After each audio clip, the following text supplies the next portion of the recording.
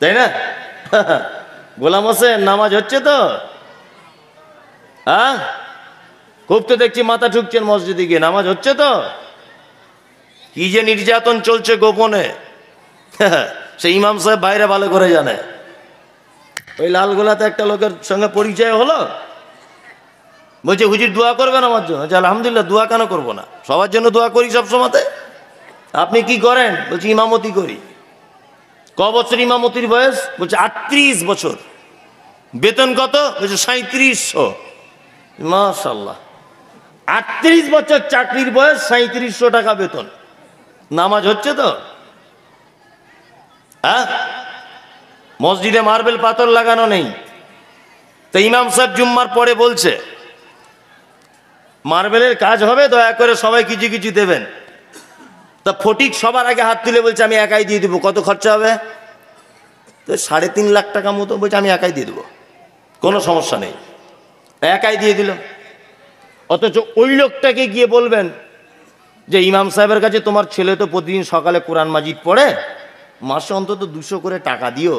ও বেচারা গরিব মানুষ, ওর ছেলে মেয়ের জন্য দুটো চকলেট ফকলেট কিছু নিয়ে যাবে যাবার সময়।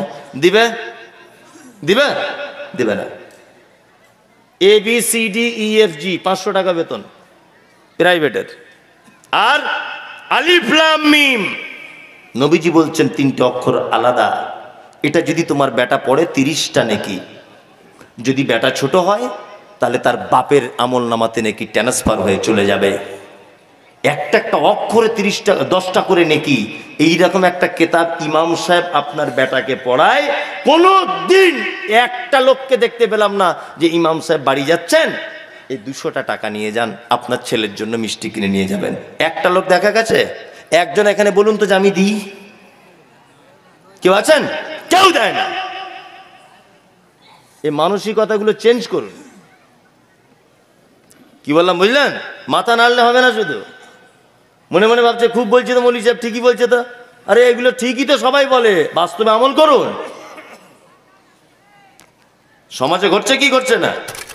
এই 10 বছরের ভিতরে আল্লাহ সুবহানাহু ওয়া তাআলা বলছেন ওমা খালাকতুল জিন্না ওয়াল ইনসা ইল্লা লিয়াবুদুন, আমি মানুষ আর জিনকে তৈরি করেছি পৃথিবীতে শুধু ইবাদত করার জন্যে। তাহলে আপনার তো 60 বছরের 45 বছর কেটেই গেল, 50 বছর। ওটাতে ইবাদত হয়নি। ঘুমের ঘরে কেউ ইবাদত করে নাকি? করে? পায়খানা করতে করতে ইবাদত হয়? গোসল করতে করতে হয়? হয় না। তাহলে ও টাইম পেয়েছে পৃথিবীতে 10 বছর। আল্লাহ বলছে ওকে ইবাদত করার জন্য পাঠিয়েছি। ও 30 বছর ঘুমিয়ে কাটিয়েছে। ওই জন্য বলছি উল্টো পাল্টা করিয়েন না, চুপচাপ মেরে বসুন, একদম নড়াচড়া করিয়েন না। আজকের এই দিনটা ইবাদত মনে করে আপনি বসে যান, ইনশাল্লাহ।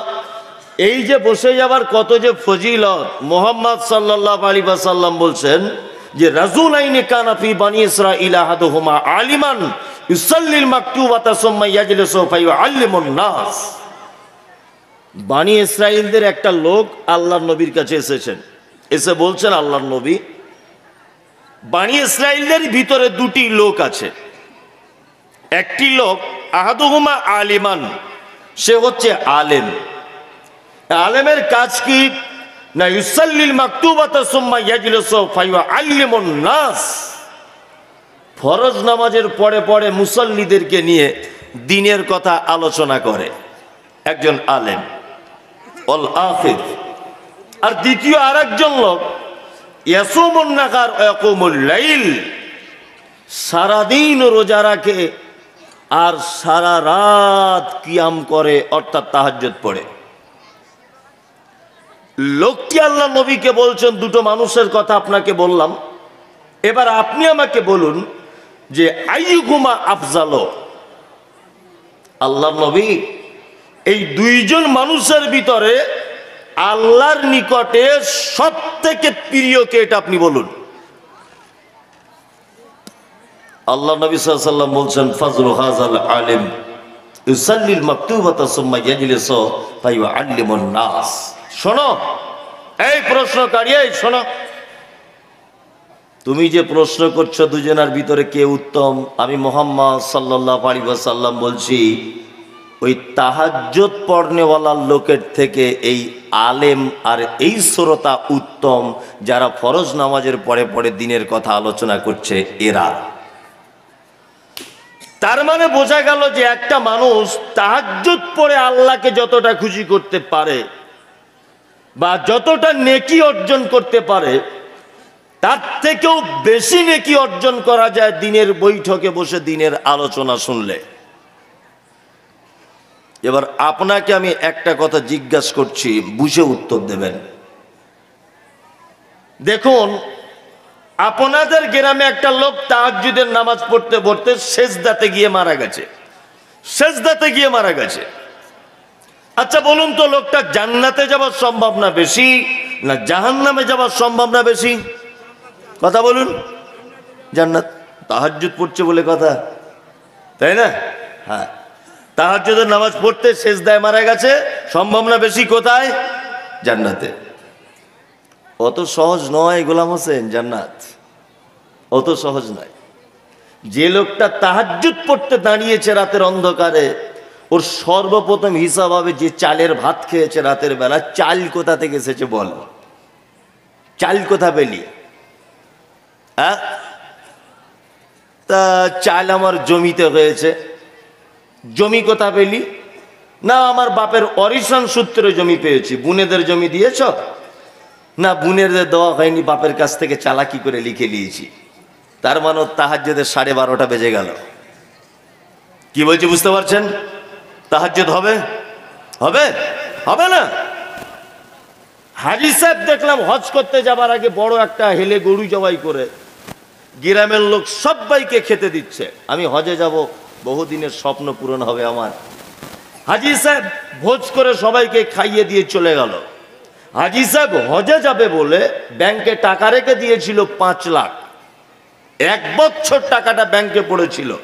আচ্ছা বলুন তো, ব্যাংক এই টাকাটা বসিয়ে রেখেছিল না সুদে খাটিয়েছিল? কোনটা? সুদে খাটিয়েছিল। ব্যাংক 5 লাখ টাকা সুদ গ্রাহককে দিয়েছে কি দেয়নি? দিয়েছে, দিয়েছে। 5 লাখ টাকার অন্তত পক্ষে 7.5 থেকে 8,000 টাকা সুদের টাকা ঢুকে আছে। হাজী সাহেবের যে 5 লাখ জমেছিল, রেখেছিল, তোলার সময়তে দেখছে 5,08,000। এই 8,000 টাকা কোথায় এলো? টাকার বাচ্চা হলো কি করে? হাজী সাহেব যাওয়ার আগে একবারও ভাবলো না যে 8,000 টাকাটা একটু সাইডে রেখে দিয়ে তবে হজ করতে চলে যাই। এটা যদি হাজী সাহেব না করে যায় তাহলে হজের 12টা বেজে গেল। কি বলছি বুঝতে পারছেন? তার মানে বোঝা গেল পৃথিবীতে কোনো আমল কবুল হবার জন্যে তার খাদ্য, তার পোশাক, তার সমস্ত কিছু স্বচ্ছ পবিত্র হতে হবে। কি বলছি বুঝতে পারছেন? জি। একটা মাত্র আমল আছে যে আমলের ব্যাপারে মুহাম্মদ সাল্লাল্লাহু আলাইহি ওয়াসাল্লাম চমৎকার কথা বলছেন। কি? আল্লাহ নবী সাল্লাল্লাহু আলাইহি ওয়াসাল্লাম বলেছেন, কোন মানুষ যদি দ্বীনের জ্ঞান অর্জন করার জন্য বাড়ি থেকে যদি বার হয়, আপনারা যারা এখানে এসেছেন কিছু হাদিস কোরআন শোনার জন্য তো, হ্যাঁ, কিছু জ্ঞান অর্জন করবেন, তাই তো? এইটা যদি আপনার উদ্দেশ্য হয় যে আমি কিছু শিখতে এসেছি, আল্লাহ নবী সাল্লাল্লাহু আলাইহি ওয়াসাল্লাম বলছেন ফাহুয়া ফি সাবিলিল্লাহ হাত্তা ইয়ারজিয়া। ওর যদি রাস্তাতেই যদি মরণ হয় বা জলসার প্যান্ডেলে যদি মরণ হয়, আল্লাহ নবী সাল্লাল্লাহু আলাইহি ওয়াসাল্লাম বলছেন বাড়িতে আসার আগ মুহূর্ত পর্যন্ত যদি ওর মৃত্যু হয়, সে যেন জেনে নেয় তার লোকাল মৃত্যু নয়, সে শহীদের দরজা পেয়ে গেছে। শহীদের দরজা পেয়ে গেছে সে। জ্ঞান অর্জনের এত গুরুত্ব দিয়েছেন আল্লাহ সুবহানাহু ওয়া তাআলার নবী মুহাম্মদ সাল্লাল্লাহু আলাইহি ওয়াসাল্লাম। আর জ্ঞানী মানুষদের তো সম্মান আছেই আছে। আচ্ছা বলুন তো দেখি, ইসলামে কুকুর, কুকুর ইসলামে লালন পালন করা জায়েজ না নাজায়েজ? হ্যাঁ, নাজায়েজ। এই মুমতাজুল ইসলাম ফতোয়া দিচ্ছি না, আপনার এটা জানা নেই, জানাতে এসেছি। তবে প্রশিক্ষণ প্রাপ্ত কুকুর যদি হয় বাড়িতে রাখা যাবে। যে মালিকের মাল বুঝে আর অন্যজনের মালের পার্থক্য বোঝে যে কুকুর। আপনি বোঝেন না? বাড়িতে কুকুর রাখা থাকলে বাড়ির লোক যখন ঢোকে তখন ডাকে না, কিন্তু অন্য কোনো লোক ঢুকলে কিন্তু ও খুব লাফালাফি করে, করে না? তার মানে ও কোনটা বাড়ির লোক কোনটা বাইরের লোক এটা ও বোঝে। এক কথাতে ওকে যদি ট্রেনিং যদি দেওয়া হয়, আল্লাহ নবী সাল্লাল্লাহু আলাইহি ওয়াসাল্লাম বলেছেন ট্রেনিং প্রাপ্ত কুকুর বাড়িতে তোমার গরু ছাগল চৌকি দেওয়ার জন্যে, আগলে রাখার জন্যে, তোমার ধানের খামারটা আগলে রাখার জন্যে তুমি বাড়িতে রাখতে পারো, কোনো সমস্যা নেই। তার মানে মুহাম্মদ সাল্লাল্লাহু আলাইহি ওয়াসাল্লাম শুধু শিক্ষিত মানুষদের সম্মান দেননি, তিনি শিক্ষিত কুকুরকে পর্যন্ত সম্মান দিয়েছেন। কি বলছি বুঝতে পারছেন তো? শিক্ষিত কুকুর তারও সম্মান আছে।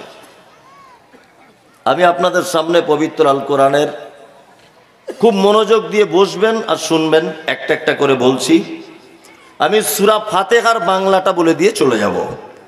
যদি বলছেন সেই কলকাতা থেকে আপনাকে এই সূরা ফাতিহা বলার জন্য টাকা হয়েছে, আর অন্য কোনো সূরা ছিল না, এই ফাতিহা এতক্ষণ থেকে থেকে, আরে এই ফাতিহাটাই শুনুন না, আপনি ফাতিহাটাই আগে শুনুন, তারপরে অন্যান্যগুলো তো শুনবেন। আল্লাহু আকবার। ফাতিহাটাই বুঝুন আগে।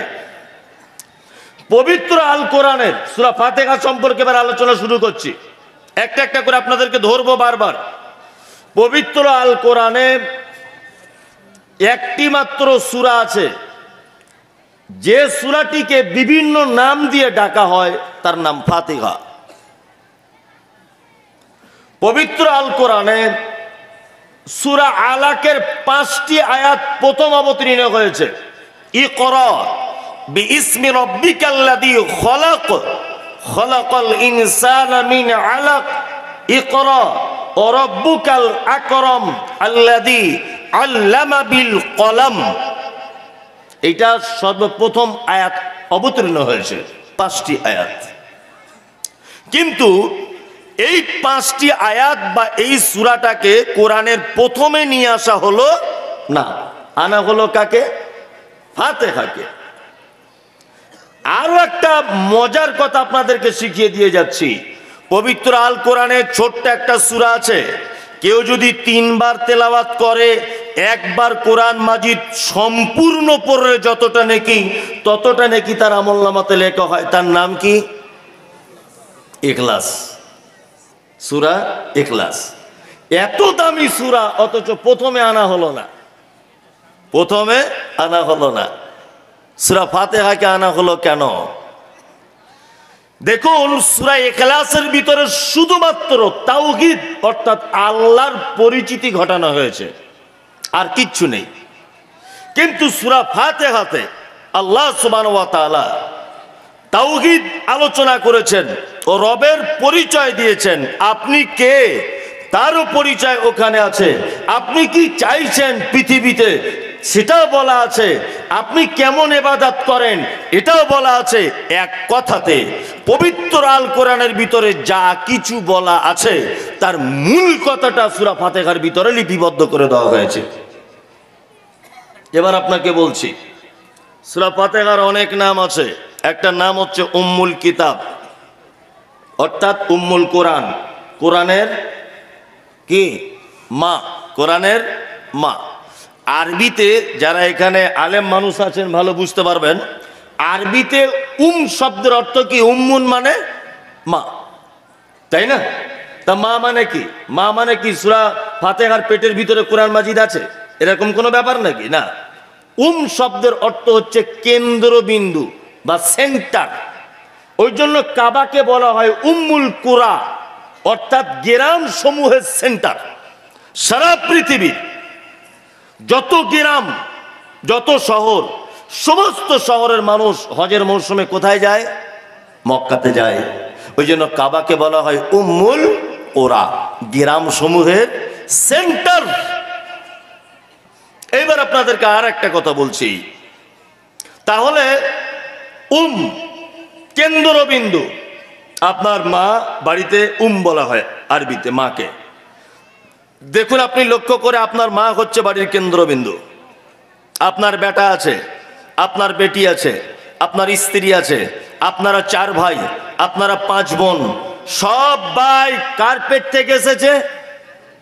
মায়ের পেট থেকে। তার মানে আপনার সংসারের সেন্টার কে? মা।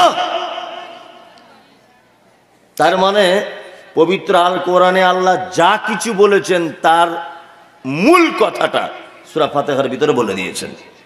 এর আর একটা নাম আছে, তার নাম হচ্ছে শিফা, আরোগ্য। কি বলছি বুঝতে পারছেন?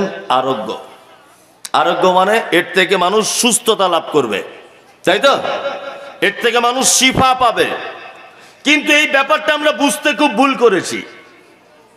এটা হাদিসে আছে, যদি কেউ অসুখে পড়ে, কেউ যদি কোনো বিপদে পড়ে, সূরা ফাতিহা যদি তেলাওয়াত করে তাকে ফুঁক দেওয়া হয়, তাহলে আল্লাহর রহমতে সে ভালো হয়ে যাবে। কিন্তু আমাদের হুজুরেরা ভুল বুঝিয়েছে, আমাদের বুঝিয়েছে তোমরা পড়াশুনো তো পারো না কোরআন টোরআন পড়তে, তা আমাদের কাছে এসো, সূরা ফাতিহাটা তাবিজের ভিতরে ঢুকিয়ে দিয়ে গলায় বেঁধে ঘোড়ো, দেখবে তোমাদের রোগ ভালো হয়ে যাবে। একদম মিথ্যা কথা, একদম মিথ্যা কথা। আরে আপেল খেলে শরীরে পুষ্টি হয়, বেদানা খেলে শরীরের পুষ্টি হয়। এখন আপেল যদি কেউ গলায় বেঁধে ঘোরে, আচ্ছা বলুন তো কোনো কাজ হবে? হবে? হবে না। বেদানা খেলে একটা মানুষের শরীরে পুষ্টি যোগায়, ডাক্তারবাবুরা বলে। এখন কেউ যদি ঢং করে একটা ভালো বেদানা ওই হাতে বেঁধে যদি ঘোরে, আচ্ছা বলুন তো কাজ হবে? হবে না। আল্লাহ নবী সাল্লাল্লাহু আলাইহি ওয়াসাল্লাম পড়তে বলেছে, সস্তার হুজুর বলে দিয়েছে 50 টাকা দিলে তাবিজ করে মাদুলির ভিতরে দিয়ে দেবো। হারাম, চলবে না, একেবারেই হারাম, একদম চলবে না। এই মমতাজুল ইসলাম বলছি চলবে না। অন্ততপক্ষে একটু বিবেক বুদ্ধিতে থাকা দরকার, কমন সেন্স নেই। আপনি শিক্ষিত 2023 সালের মানুষ, 4 তারিখের আজকের, এত বুদ্ধি কম কেন? আল্লাহ তাআলা বলছেন পবিত্র আল কোরআনে যে অপবিত্র অবস্থায় তোমরা এইটাকে ধারণ করিও না, ছুঁয়ো না, টাচ করো না। আর আপনি সূরা ফাতিহা এখানে লিখে স্ত্রী মিলন করছেন, পায়খানায় যাচ্ছেন, পেচ্ছাবখানায় যাচ্ছেন। কোরআন কি খুব সস্তা নাকি? হ্যাঁ, কোরআন খুব সস্তা। অন্তত বিবেক বুদ্ধিটা কাজে লাগান। এটা হারাম, চলবে না। চলুন, পবিত্র আল কোরআনই হচ্ছে একটা আশ্চর্য সূরা আছে, তার নাম সূরা ফাতিহা। কি আশ্চর্য, আপনাকে আশ্চর্যটা দেখাই। কিছুদিন আগে একটা গান ভাইরাল হয়েছিল, ওই আপনার রানাঘাটের একটা মেয়ে পাগলি, ওর নাম কি? এবার আপনাকে বলছি, মুহাম্মদ সাল্লাল্লাহু আলাইহি ওয়াসাল্লামের বেটা কজন দেখছেন? ও রানুদির কথা সবাই চিল্লে বলে দিল, মুহাম্মদ সাল্লাল্লাহু আলাইহি ওয়াসাল্লামের বেটা জানে না। এটা হচ্ছে মুসলমানদের অবস্থা। কি বলছি বুঝতে পারছেন তো? সবাই বলে দিল রানুজি, অথচ মুহাম্মদ সাল্লাল্লাহু আলাইহি ওয়াসাল্লামের বেটা কটা এটা জানে না। আশ্চর্য ব্যাপার। হ্যাঁ, জাতির লজ্জা এগুলো। রানুদি সোশ্যাল মিডিয়াতে খুব ভাইরাল, এখন আর খুঁজে পাওয়া যায় না। এখন নাম লিখে সার্চ করে বার করতে হয়। তারপরে তো কিছুদিন আগে বাদামের ঠেলাতে মোবাইলে ঢোকা যাচ্ছিল না, শুধু বাদাম আর বাদাম, তাই না? তাকে আর খুঁজে পাওয়া যাচ্ছে? এখন যাচ্ছে না।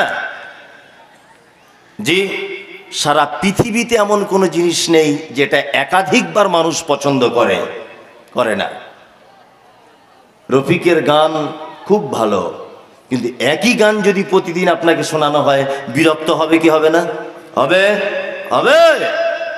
সূরা ফাতিহার একটা এমন অলৌকিক মর্যাদা আছে, মানে এই অলৌকিকতা দেখলে আপনি অবাক হয়ে যাবেন। আপনার গ্রামের মসজিদে নামাজ পড়ছেন, প্রথম রেখাতে ইমাম বলছে আল্লাহু আকবার, আলহামদুলিল্লাহি রাব্বিল আলামিন, আর রহমানির রহিম। আপনি বহরমপুরে চলে যান, ওখানের ইমাম সাহেব বলছে আলহামদুলিল্লাহি রাব্বিল আলামিন। টাকা বেশি হয়েছে, দিল্লির জামে মসজিদে চলে যান, ওখানে গিয়ে দেখবেন ইমাম সাহেব দাঁড়িয়ে প্রথমেই বলছে আলহামদুলিল্লাহি রাব্বিল আলামিন। আরো টাকা বেশি হয়েছে, মক্কায় চলে যান, কাবাতে ইমাম সাহেব দাঁড়িয়েই বলছে আলহামদুলিল্লাহি রাব্বিল আলামিন। ওইখান থেকে চলে যান মদিনাতে, ওখানকার ইমাম সাহেবকেও দেখবেন বলছে আলহামদুলিল্লাহি রাব্বিল আলামিন। আপনার বয়স 6 বছর থেকে দাদু দাদুর হাত ধরে, বাপের হাত ধরে আপনার মসজিদে যেতেন, তখন থেকে শুনেছেন এটা যে প্রথম রেখাতে বলা হচ্ছে আলহামদুলিল্লাহি রাব্বিল আলামিন। আজকে আপনার বয়স 80 বছর, আজকে আপনার বয়স 70 বছর, একটাই সিস্টেমে চলছে আলহামদুলিল্লাহি রাব্বিল আলামিন। কোনদিন কোন মানুষ বিরক্ত হয়েছে? হবে না। এর নাম ফাতিহা, এর কোনো বিরক্ত নেই, আছে নাই? জি, থাক থাক থাক, মাঝি বসে যায়, যাক না, আমি তো কথা বলছি, কেউ কথা বলিয়েন না, যা পারছো। এই মাইকলা ঠিক করে চালাও, তোমার না তো এলাকায় ভাড়া হবে না, এটা মাথায় থাকে জানো, খুব ভালো করে চালাও। হ্যাঁ, ভালো করে মাইক চালাও, আমার গলা বসে যাবে তাহলে তোমার মাইক কেমন? একদম নয়, খুব ভালো করে চালাও, যাতে মানুষেরও সুবিধা হয়, আমারও যাতে বলতে সুবিধা হয়, তাই না? চলুন তাহলে, এতক্ষণ পর্যন্ত ফাতিহা দেখালাম। এবার আর একটা আশ্চর্য জিনিস আপনাকে বলি সূরা ফাতিহার। এক, আপনি নামাজ পড়ছেন, সূরা ফাতিহা বলার পরে আচ্ছা যে কোনো জায়গা থেকে আপনার সুবিধা মতো আপনি তেলাওয়াত করতে পারেন কি পারেন না? কথা বলুন, পারেন। একটি মাত্র সূরা আছে যে সূরাটির সম্পর্কে নবীজি বলছেন যে এর 7টা আয়াতই যদি কেউ তেলাওয়াত না করে তার সালাত অসম্পূর্ণ, চলবে না। কেউ যদি নামাজে দাঁড়িয়ে যায় আল্লাহু আকবার, ইহদিনাস সিরাতাল মুস্তাকিম সিরাতাল্লাযীনা আন'আমতা আলাইহিম, চলবে না। আবার কেউ যদি সূরা ফাতিহার আলহামদু থেকে শুরু করে ওই 3টা আয়াত বলার পরে যদি বলে আল্লাহু আকবার, রুকুতে চলে গেল, চলবে না। পরিপূর্ণ তেলাওয়াত করতে হবে। এই সূরার ভিতর আল্লাহ তাআলা কি বলেছেন এবার আপনাদেরকে আলোচনা করছি। যারা দাঁড়িয়ে আছেন ভাই দেখতে খারাপ লাগছে, কোরআনের মজলিস তো, একটু বসার চেষ্টা করুন, এটা আপনাদের কাছে অনুরোধ, একটু বসুন অন্তত পক্ষে। খারাপ লাগছে দেখতে, আমার খারাপ লাগছে না, আমার খারাপ লাগছে না দেখতে, কিন্তু আল্লাহর নিকটে আপনি একজন খারাপ লোক, কেন এটা কোরআনের মজলিস, মাথায় রাখতে হবে। আমি যা কিছুই বলি না কেন আপনি একটু মনোযোগ দিয়ে শুনুন, বসে যান, সবাই বসুন। বছরে একদিন, আর হয়তো 1 ঘন্টা দাঁড়িয়ে থাকবেন, আমি 12টা বাজলে ছেড়ে দেবো, আমাকে খুঁজে পাবেন না আপনারা, আর আপনাদেরকেও আমি পাবো না। আর 1টা ঘন্টা আপনাদের কাছে অনুরোধ, কোরআনের কথাগুলো একটা একটা করে শুনুন। আল্লাহ তাআলা সর্বপ্রথম নামাজে দাঁড়িয়ে আমরা কি বলি? আলহামদুলিল্লাহি রাব্বিল, বলুন, আলামিন। বাংলা মানে সমস্ত প্রশংসা তোমার, আর তুমি হলে আমাদের রব, পালনকর্তা, আলামিন, আর তুমি অসংখ্য জগতের মালিক। কটা কথা? কটা কথা? 3টা। এক, প্রশংসা, সমস্ত প্রশংসা কার? আল্লাহ। রব তিনি, কে? রব। 3, অসংখ্য জগতের তিনি মালিক। এটা আমরা নামাজে বলি কি বলি না? বলি। মুমতাজুল ইসলাম আমি, আপনার কাছে আমার প্রশ্ন হচ্ছে এটা, দেখুন এইভাবে একটা একটা করে বুঝিয়ে আপনাকে কেউ বলবে না। আপনি এখন মনে করুন যে আমি একজন ছাত্র আর মুমতাজুল ইসলাম আমার শিক্ষক। আপনি যদি এইটা মনে না করতে পারেন আপনার জীবনে সফলতা আসবে না। যদি আপনি মনে করেন যে আমি সব কিছুই জানি, তাহলে আপনার কখনোই আপনার সফলতা আসবে না। মনে করুন যে মুমতাজুল ইসলাম এই মুহূর্তের আমার একজন খুব ভালো টিচার, উনি আমাকে মানে দিচ্ছেন জ্ঞান। আপনি শুনুন, আলহামদুলিল্লাহ, সমস্ত প্রশংসা কার? আল্লাহর। আচ্ছা, আমরা একটা শব্দ ব্যবহার করি না? কেউ কিছু দিলে কি বলি? আপনাকে কেউ একটা গিফট করলো, কি বললেন? শুকরিয়া। শুকরিয়া বলি না অনেক সময়? হ্যাঁ, শুকরিয়া মানেও প্রশংসা, হামদ মানেও প্রশংসা। এবার আপনাকে একটা কথা বলি, আমরা বাংলাতে 2টো কথা ব্যবহার করি। এক, ধন্যবাদ বলি না? ধন্যবাদ। আর একটা শব্দ ব্যবহার করি কি? কৃতজ্ঞতা। ব্যবহার করি না? করি। আচ্ছা, মানুষ ধন্যবাদ কখন জানায় আর কৃতজ্ঞতা কখন জানায়? আপনি রাস্তা দিয়ে চলছিলেন, আপনার কাছে পানির বোতল ছিল না, খুব পিপাসা লেগেছে, আপনি পানি খুঁজছেন, আমার কাছে পানি ছিল, আপনাকে আমি 1 বোতল দিলাম, আপনি আমাকে কি বলবেন? থ্যাংক ইউ, ধন্যবাদ। ধন্যবাদ শব্দটা ক্ষণেকের জন্য, উপকারের জন্য ব্যবহার করা হয়। কোনো মানুষ ক্ষণেকের উপকার করলে কি ব্যবহার করা হয়? ধন্যবাদ আপনাকে। এবার আপনাকে বলছি, আপনি চাকরির পরীক্ষা দিয়েছেন, সব কমপ্লিট আপনার, আমি এলাকার এমএলএ, আমি একটা সই করে দিলে আপনার চাকরিটা হয়ে যাবে, আমার সইটার জন্য হচ্ছে না। আপনি আমার কাছে এলেন, আমি সই করে দিলাম, আপনার চাকরি শুরু হয়ে গেল, আপনার চাকরির প্রত্যেক মাসের বেতন 50,000 করে। আচ্ছা বলুন তো, এই চাকরি চলবে কতদিন? 60 বছর বয়স পর্যন্ত চলবে। তার মানে একটা লং টাইম আমি আপনার উপকার করেছি। এর জন্য আমাকে দেখা হলে মাঝে সাঝে কি বলবেন? এমএলএ সাহেব আপনার উপরে চিরকৃতজ্ঞতা বলবেন, কি বলবেন না? তার মানে খুব বেশি লং টাইম ধরে কেউ উপকার করলে তার জন্য কৃতজ্ঞতা, আর ক্ষণেকের জন্য কেউ কোনো সহযোগিতা করলে তার জন্য ব্যবহার করি ধন্যবাদ। এই শুকরিয়া শব্দ যেটা আছে, এটা খুব ক্ষণেকের উপকারের জন্য আমরা মানুষকে বলি শুকরিয়া। কিন্তু হামদ, এই যে প্রশংসাটা, এই প্রশংসাটা যিনি লং টাইম যাব আপনার উপরে দয়া করেন, আপনার উপরে রহম করেন, এই মহান রবের জন্য শব্দ ব্যবহার করেছে কি? আলহামদ। এবার আপনাকে আর একটা কথা বলি, আচ্ছা প্রশংসা আল্লাহর, সব রকমের, এটা আল্লাহর, এটা কি মানা যায়? হ্যাঁ, আপনি একজন চাষি, আপনার জমিতে বেগুন লাগিয়েছেন, খুব বড় বড় বেগুন হয়েছে, আর একটা লোকও বেগুন লাগিয়েছে জমিতে, তার ভালো হয়নি, সব পোকাতে খেয়েছে। আমরা দেখে কি বলবো? এ খুব ভালো চাষি, কেমন ট্রিটমেন্ট করেছে বল। এটা বলবে কি বলবে না? বলবে কি বলবে না? বলবে। আমরা চাষির প্রশংসা করব।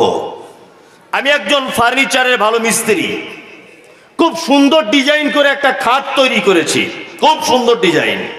আচ্ছা বলুন তো, প্রশংসা মূলত হওয়া দরকার কার? যে তৈরি করেছে মালিক, তারই হওয়া দরকার। আপনি একজন রাজমিস্ত্রি, খুব সুন্দর একটা ডিজাইন করে বাড়ি তৈরি করেছেন, এই বাড়িটা দেখে মূলত প্রশংসা তো মিস্ত্রিরই হওয়া দরকার। দরকার কি দরকার নয়? দরকার। কিন্তু আল্লাহ বলছে আলহামদ, সমস্ত প্রশংসা লাগবে কার? আল্লাহর। আল্লাহর, আল্লাহর। এটা কেন? আপনাকে বলছি, শুনে নেন। আপনি একটা কাঠের ফার্নিচারের ভালো মিস্ত্রি, দামি একটা খাট বানিয়েছেন। এবার আপনাকে জিজ্ঞাসা করছি, সারা পৃথিবীর কোন মেশিনের দ্বারা থেকে 1 কিউবিক কাঠ তৈরি করা সম্ভব? সম্ভব নয়। কাঠটা কিসের কাঠ? আমের কাঠ, জামের কাঠ, লিচুর কাঠ, কোন একটা গাছের সে কাঠ। এই গাছটা মালিককে? আল্লাহ। সারা পৃথিবীর মানুষ যদি চেষ্টা করে যে আমি কাঠ তৈরি করব কোন মেশিনের সাহায্যে, এটা সম্ভব না অসম্ভব? অসম্ভব। একজন মিস্ত্রি বাড়ি তৈরি করেছে, ইট গেঁথে গেঁথে বাড়িটা বানিয়েছে। ইট তৈরি কি দিয়ে হয়? মাটি দিয়ে হয়। বলুন তো দেখি, মাটিটা পৃথিবীর কোন মেশিনে তৈরি করা হয়? কখনোই নয়। তার মানে বোঝা গেল, আপনি 1 কোটি টাকার একটা গাড়ি চাপছেন, পেট্রোলটা আপনার, গাড়িটা আপনি নিজের টাকা দিয়ে কিনেছেন, কিন্তু তারপরেও গাড়িটা দেখে প্রশংসা আল্লাহর করা লাগবে। কারণ হচ্ছে এই যে গাড়ির ভিতরে যে পেট্রোল বলে পদার্থটা রাখা আছে, এইটা পৃথিবীর কোনো মেশিনে তৈরি করা যায় না। পেট্রোল তৈরি করে দিয়েছে আল্লাহ, মাটির তলাতে রেডি করে রেখে দিয়েছে। বান্দা তুমি গাড়ি কিনবে আর স্টার্ট দিয়ে চলবে, এই পেট্রোলটা পৃথিবীর কোনো মানুষের পক্ষে বানানো সম্ভব নয়। এটা কার? না আল্লাহর। তার মানে বোঝা গেল, সারা পৃথিবীর যত সৃষ্টি রয়েছে, যত কাজ রয়েছে, সেই কাজের একেবারে শেষ পর্যায়ে যদি পৌঁছে যান, তাহলে এক পর্যায়ে দেখা যাবে আল্লাহ ছাড়া কাউকে খুঁজে পাওয়া যাবে না। যাবে? কাউকে খুঁজে পাওয়া যাবে না। তার মানে প্রশংসা সব কার? আল্লাহ। তারপরে একটা কথা আছে, রব। রব, রব নাই? আচ্ছা বলুন তো, আল্লাহর নাম কটা? 99টা, মানে এরা কিছুই বুঝে না, আর পড়াশুনোও করে না, শুধু এই ক্যাসেট শোনে, মোবাইলে দেখে, এই পড়াশোনা কেউ করে না। আই মমতাজুল ইসলাম, এটা আমার নাম, আমি বক্তা, বক্তব্য দিই। বলুন তো এটা আমার নাম না এটা আমার গুণ? কথা বলুন, গুণ। আমি একটা ভালো খেলোয়াড়, বলুন এটা আমার নাম না আমার গুণ? হ্যাঁ, গুণ। হিমসাগর, আমের নাম শুনেছেন? হিমসাগর, হ্যাঁ, এটা ওর নাম, হিমসাগর। আমটা খুব মিষ্টি, বলুন তো খুব মিষ্টিটা ওর নাম না ওর গুণ? হ্যাঁ, ওর গুণ। তার মানে আল্লাহর নাম একটাই, তার নাম আল্লাহ। বাকি যেগুলো আছে এগুলো হচ্ছে আল্লাহর গুণ। যেমন রহমান, তিনি হলেন দয়ালু। রাজ্জাক, তিনি হলেন রুজির মালিক। তিনি হাকিম, তিনি হলেন মহাজ্ঞানী। আজিজ, তিনি মহা ক্ষমতাবান। তিনি কাহার, খুব শক্তিশালী। তিনি গাফফার, ক্ষমা করতে জানেন। এগুলো হয়, আছে না নেই? আছে আল্লাহর নামের ভিতরে, আছে। আল্লাহর নাম আল্লাহ, বাকিগুলো সব গুণ, আল্লাহর গুণ। এইবার একটা কথা আপনাকে বলছি, এক, আচ্ছা ইয়া আল্লাহ, ইয়া রহমান, ইয়া রহিম, এই যে 99টা নাম, এর ভিতরে ইয়া রব্ব এরকম আছে? জানা আছে কারুর? নাই, রব নাম নাই 99টার ভিতরে। কিন্তু রব আবার এমন একটা নাম যে আল্লাহ টোটাল যা কিছু সব এই রবের নামের ভিতরে কি ঢোকানো আছে। আপনাকে একটা একটা করে বোঝাচ্ছি, আপনি বোঝার চেষ্টা করুন। নাম্বার 1, আচ্ছা আল্লাহকে আল্লাহ বলি, আল্লাহকে রব বলি, সব কিছুই বলি, কিন্তু বলুন তো আমরা কোন নাম সব থেকে বেশি ব্যবহার করি ইবাদতের ক্ষেত্রে? আল্লাহ, তাই না? না, ইবাদতের ক্ষেত্রে বেশি ব্যবহার করি তার নাম রব। আদম আলাইহিস সালামকে প্রথমে তৈরি করা হয়েছিল, আল্লাহ কি বললেন আদমকে?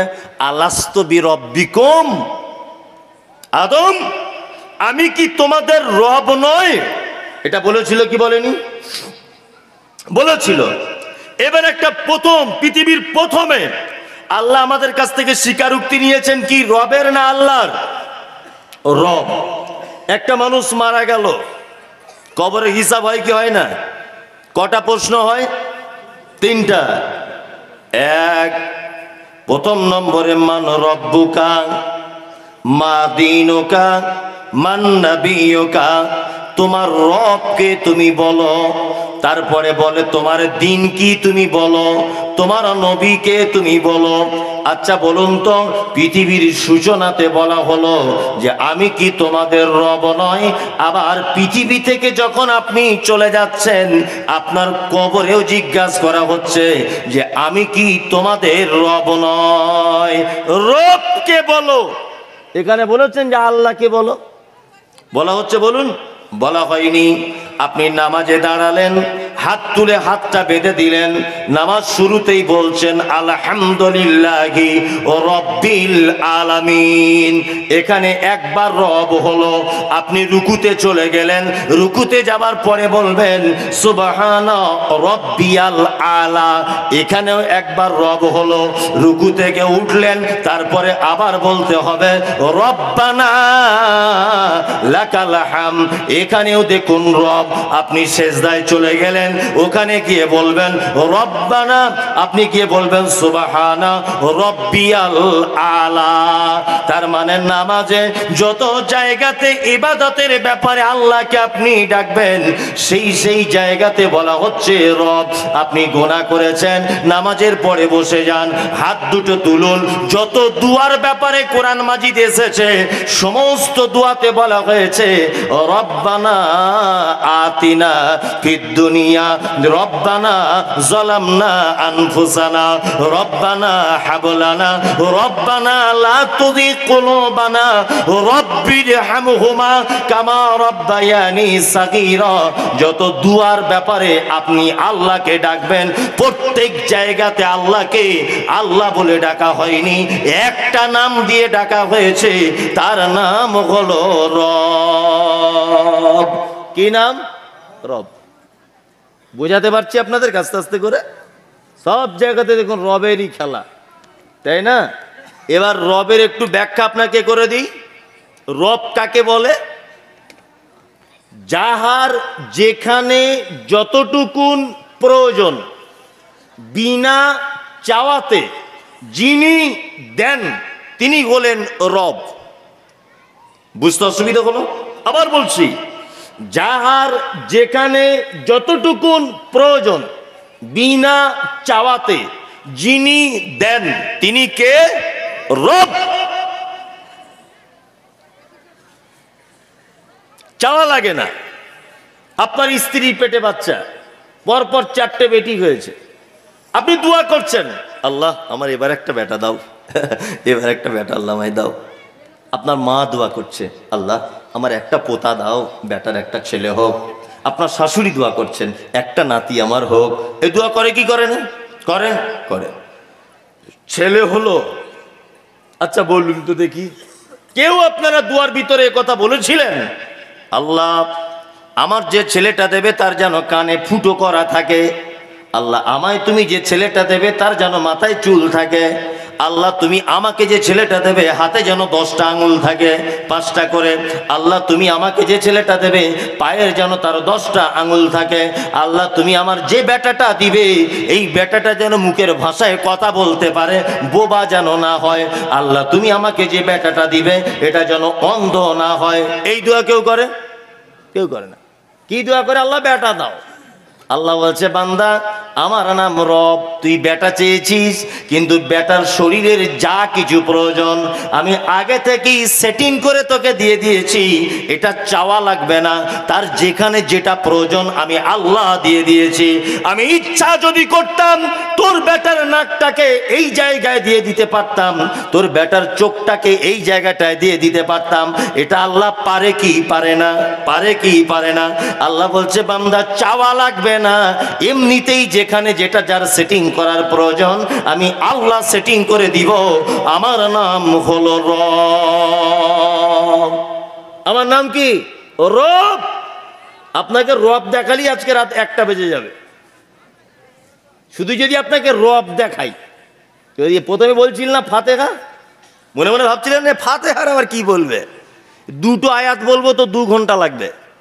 দুটোরই যদি ব্যাখ্যা করা যায় মিনিমাম 2 ঘন্টা তো লাগবেই।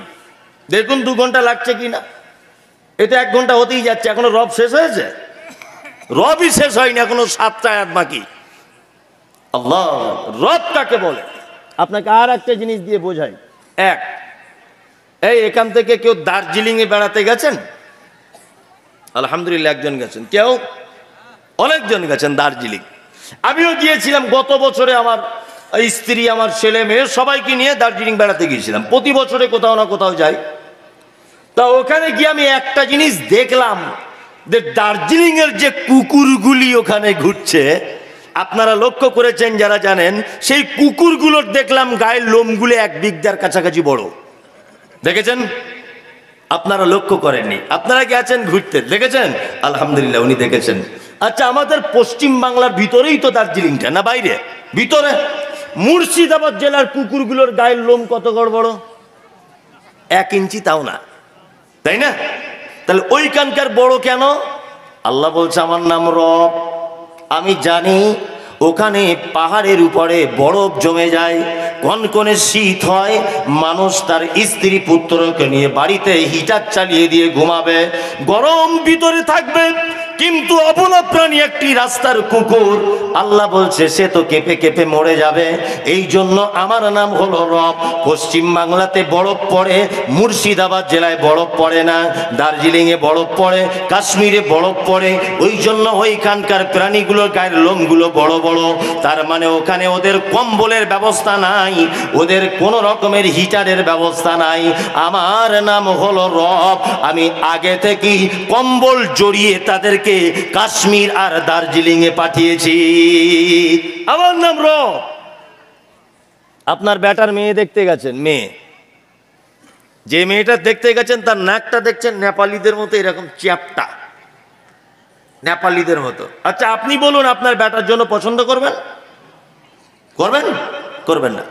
আপনার বেটির জন্য ছেলে দেখতে গেছেন, দেখছেন ছেলেটা দেখতে একদম কালো কুচকুচ কুচকুচ করছে, ঠোঁটটা মোটা, মাথার চুলগুলো পাখির বাসা নাইজেরিয়ানদের মতো। আচ্ছা বলুন আপনার সুন্দরী মেয়ের জন্য এই ছেলেটা পছন্দ করবেন আপনি? করবেন? করবেন না, করবেন না। কারণ আমাদের এখানে নাকখানা মেয়ের কেউ বিয়ে করতে চায় না। আল্লাহ বলছে আমার নাম রব। কিন্তু নেপালে যাদেরকে বানিয়েছি প্রত্যেকের নাক চ্যাপ্টা, ছেলেরও চ্যাপ্টা, মেয়েরও চ্যাপ্টা, সবারই চ্যাপ্টা, বিয়ে করার অসুবিধা নাই। নাইজেরিয়ানের মাটিতে যাকে বানিয়েছি সবার মাথার চুলগুলো পাখির বাসার মতো, সবাই কালো, সবারই ঠোঁটটা মাটির দিকে ঝোলা, মোটা মোটা তাদের ঠোঁট। এক অপরকে বিয়ে করার কোনো সমস্যা নাই। কিন্তু আমি আল্লাহ তোমাকে পশ্চিম বাংলার মুর্শিদাবাদ জেলায় পাঠিয়েছি, এখানকার সবার নাক যেমন উঁচু, তোমারও বেটির নাকটা উঁচু করে দিয়েছি। এখানে সবার মাথার চুল যেমন সুন্দর, তোমার বেটির মাথার চুলটাও তত সুন্দর। এখানকার মানুষ যেমন কালো না, ফর্সাও না, সব রকমের কালার আছে। আমি আল্লাহ মুর্শিদাবাদে এই রকম ভাবে বানিয়েছি। কিন্তু বন্ধুরে আমার, নাইজেরিয়ানে যাদেরকে তৈরি করা হয়েছে তাদের একই রকম করে তৈরি করা হয়েছে।